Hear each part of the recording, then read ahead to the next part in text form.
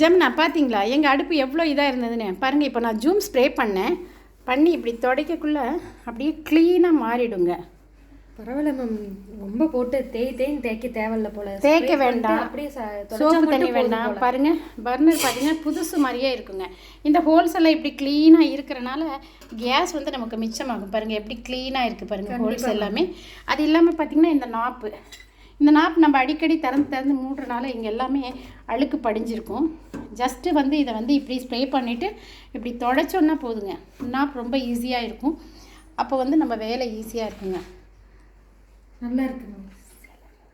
இதுக்கு எவ்வளோ மேம் செலவாகும்? என்னப்பா இதுக்கு எவ்வளோ செலவாகும் மேம்? இது எவ்வளோ செலவாகும்னு நீங்கள் நினைக்கிறீங்க? ஒரு 500 ரூபா வருமாங்க மேம்? இல்லைங்க, இந்த ஜூமோட விலையே பார்த்தீங்கன்னா உங்களுக்கு 312 ரூபாங்க. இது 1:2 அப்படிங்கிற ரேஷியோவில் நீங்கள் கலந்துட்டிங்கன்னா போதும். ஓகே. அந்த மாதிரி கலந்துக்கிட்டு நீங்கள் வந்து உங்கள் கிச்சன் வேலையை வந்து ஈஸி பண்ணிக்கலாம். இந்த மாதிரி டைல்யூஷன் பாட்டில் வாங்கிக்கணும்.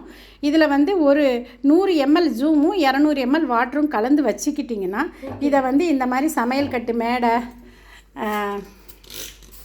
சிம்னி எங்கெல்லாம் க்ளீன் பண்ணிக்கலாங்க. நீங்கள் பாருங்கள் இப்படி ஜஸ்ட்டு ஸ்ப்ரே பண்ணிவிட்டு வைப் பண்ணிங்கன்னா போதுமானதுங்க.